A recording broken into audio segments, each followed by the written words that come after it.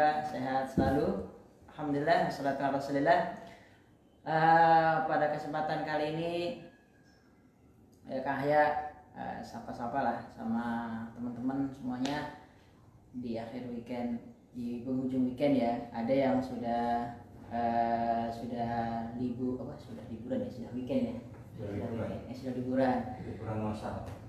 Ada masak-masak dan ada juga yang mulainya besok. Ya semoga sehat selalu bersama keluarga, ngumpul bersama keluarga.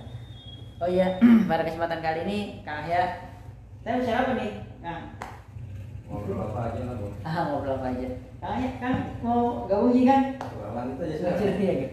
Oke, ini kan ada ini biasa kita ngobrol santai saja. Ada biasanya pertanyaan. Kalau misalnya kita di properti syariah itu ada, Kang, apa sih yang membedakan antara kredit di bank sama kredit via developer? Kan sama aja hitungannya. Kalau harganya 100 juta toh jadinya juga 150 juta. Apa bedanya sih? Nah ini yang perlu kita sama-sama lurusin sih, perlu sama-sama kita pahamin. Sebenarnya ada bedanya sih gitu. Makanya dulu pun ini sudah terjadi di zaman masa-masa dahulu, ketika masa Rasulullah sallallahu alaihi wasallam kan ada yang wahalallahu bai'a wa harrama riba. Allah halalkan jual beli dan Allah larang riba. Nah, jadi di sini yang ada yang mengatakan hal yang setahu, ada yang mengatakan sebenarnya katakan apa bedanya antara transaksi yang kami lakukan dan yang lakukan. Nah bedanya di sini riba itu adalah asas dasarnya adalah hutang piutang. Sedangkan di dalam muamalah hutang piutang itu yang terjadi karena menghutang tanpa ada jasa. Dan hutang piutang asasnya dalam syariat adalah tolong menolong, ta'awanu, saling tolong. Karena biasanya orang berhutang itu berada dalam kesusahan, sehingga syariat tidak membenarkan seseorang itu untuk mengambil keuntungan dari saudaranya sedang kesusahan. Nah jadi bagaimana kalau misalnya kita berbisnis, berusaha, ya syaratnya dengan cara berniaga, sehingga kami mendapat sama keuntungan kami, misalnya 150 juta, Anda 150 juta, namun yang kami dapatkan adalah hal yang halal, sedangkan Anda termasuk mengambil keuntungan dari hutang piutang. Nah, bagaimana caranya supaya kita apa sih yang membedakannya riba dengan jual beli? Di sini jual beli ini bukan jual beli wahalallahil bai'a, itu bukan termasuk jual beli tunai yang dimaksud di sini. Di sini yang dimaksud adalah jual beli kredit. Dan zaman dahulu sudah dikenal dengan istilah jual beli kredit, itu sudah dikenal. Misalnya beda ya yang namanya jual beli kredit dengan jual beli tunai itu tentu berbeda, karena ada hal yang harus di maintenance. Misalnya harganya ini cashnya, misalnya kita beli mobil ya, harga cashnya misalnya 100 juta. Kemudian kami sebagai selaku pembeli belum punya dana 100 juta, misalnya kami punya dana 50 juta. Nah bisa kita beli kepada showroom itu dengan cara kredit. Nah nanti ada jatuh pembelian tidak cash atau berjangka. Ada yang saya biasanya beli pembayarannya selama setahun. Nanti harganya jatuhnya misalnya di 135. Nah, itu boleh seperti itu. Jadi dia asasnya di situ adalah transaksi jual beli. Nah, sedangkan bedanya gini satunya. Kita tahu saudara kita lagi punya uang di 100 juta. Kita punya 50 juta. Kemudian kita pinjam uang 50 juta ya, misalnya ke saudara kita. Jadi uang kita jadinya 100 juta untuk beli mobil. Jadi bisa beli cash. Nah, di 50 juta itu sama saudara kita itu nanti baliknya 60 juta ya. Nah itulah riba. Nah jadi kalau kita misalnya berjiwa kita seorang bisnis, seharusnya gini, kita mau mengambil supaya kau mendapatkan keuntungan, caranya beda lagi. Oke, Saudaranya itu kita bisa minta tolong kepada saudara kita, tolong dong beliin mobil itu yang 100 juta, nanti saya kredit sama sampean seharga 130 juta. Itu boleh. Dari transaksinya dia jual beli. Nah, sehingga ada yang mengatakan apa bedanya tuh, saya kasih uang ke kamu beli, terus saya dapatkan 130 juta. Dengan bedanya saya belikan kemudian kamu kredit dengan saya. Nah, seperti itu. Tentu itu hal yang beda. Karena di sini tanggung jawab nanti misalnya ketika barang itu sudah menjadi pemilik, misalnya saudara kita dia beli cash tadi 100 juta kemudian dikreditkan menjadi 130 juta, dia punya risiko di sana. Punya risiko nanti terjadi apa kan dia ikut ini. Nah, beda halnya dengan riba itu tidak punya resiko, dan asasnya jika kita menghutangi seseorang itu tidak boleh ambil keuntungan. Nah, oleh karena itu misalnya yang biasa misalnya ada sih seorang orang yang mempunyai, Allah lapangkan rezekinya, dia mudah punya harta. Nah, ketika dia bermain seperti ingin membangkang uangnya, sebaiknya dia larinya ke jual beli secara kredit. Misalnya ada saudaranya nih, dia punya uang 5 juta, mobil motor baru harganya 15 juta. Oke, beli sama saya harganya 20 juta. Kreditnya misalnya 3 tahun atau 2 tahun. Itu enggak mengapa. Nah, misalnya di akadnya itu nanti jadinya di angka 20 juta. Dan setelah itu tidak ada lagi penambahan harga, tidak ada lagi denda, tidak ada lagi tidak ada lagi apa mah? Tidak ada denda, tidak ada apa lagi nih, tidak ada sita. Jadi konsekuensinya dalam Islam itu orang yang berhutang itu harus membayar. Nah, jadi penanaman di awal harus seperti itu. Jadi ya tidak ada lagi penambahan harta, misalnya ada ketelatan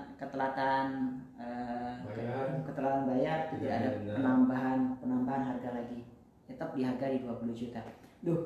Nanti bagaimana kalau dimanfaatkan oleh orang-orang yang tidak bertanggung jawab? Nah, oleh karena itu penting juga, namanya juga ini naluri bisnis. Orang berjual beli tentunya kan dia harus mengevaluasi dari kliennya yang akan diambil. Jadi jangan sembarang kasih. Nah, itu sedangkan bedanya di hutang piutang tidak menggunakan hal seperti itu.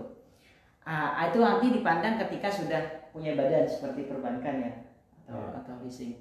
Nah, jadi bermainnya ketika pada asasnya ketika kita kredit itu harganya sudah jelas di awal. Jadi misalnya harganya jatuhnya di 100 juta ya di 100 juta.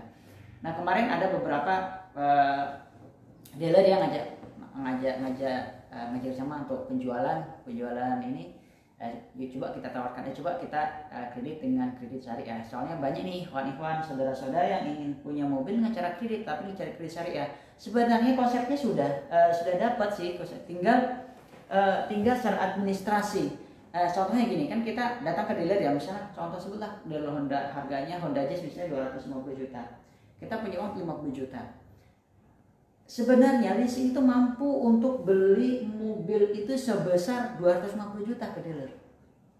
Ya, dan DP itu diberikan bukan ke dealernya, DP itu diberikan ke leasing. Nah, setelah itu akadnya bukan pembiayaan, akad jual beli kredit. Kurang lebih resiko yang diambil yang sudah jalan ini sama yang konsep yang seperti ini kan kurang lebih sama saja. Nanti ada analisa finansialnya, analisa studi kelayakan ke konsumennya. Nah, jadi tinggal dirubah aja DP itu dimasukkan ke leasing. Jadi kalau misalnya toh harus konsumen itu harus membayar ke dealer kan, biasanya kan ada ya finance itu yang standby dealer. Nah, yang berhak menerima itu dari finance tersebut, DP tersebut. Karena apa? Karena jadi tidak ada lagi akad gandanya lagi. Jadi DP itu dibayarkan ke finance yang urus kelayakan, misalnya approval, nah baru di ACC. Nah, pembayaran ke dealer tunai 250 juta. Setelah itu dikreditkan kepada customer atau nasabahnya. Nah, misalnya ditentukan, ini kan nanti ada analisa risiko Misalnya kalau misalnya kreditnya 3 tahun jadinya 350 juta, itu tidak masalah. Nanti setelah itu tidak ada lagi penambahan, misalnya tidak ada denda lagi, tidak ada punishment, tidak ada. Dan itu sebenarnya kalau itu berlaku di tempat-tempat pembiayaan ada, otomatis pembiayaan itu akan berkah dan tidak ada lagi tidak ada lagi gap antara misalnya ada yang kredit syariah. Sebenarnya tinggal merubah konsep tersebut.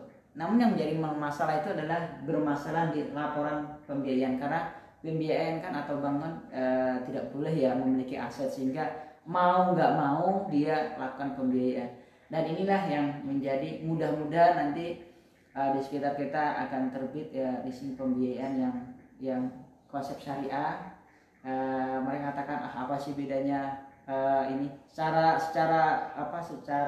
mitigasi resiko memang rugi sama, tinggal caranya dirubah. Nanti oleh karena itu dalam Islam itu ada istilah yang menghalalkan pembiayaan itu ada akad murabahah dan mudharabah. Nah, ini semoga bisa digali lagi, dikembangkan lagi. Nanti bisa tinggal ketik di mana Bang? Di YouTube Bang ya? Di YouTube. Nah, YouTube banyak sekali kajian-kajian tentang riba. Dan ini hanya sekedar sharing-sharing saja lah sama-sama sahabat-sahabat Cahaya. Ya mungkin itu ini kita sekarang berada di mana sekarang kita? Sekarang kita lagi berada di kantor Kaplingan SHM. Kita ini lagi di kantor SHM Kaplingan SHM Balikpapan. Berada di jika ada yang mau berkunjung dipersilahkan untuk datang, bisa konsultasi di sini sambil langsung lihat cek lokasi.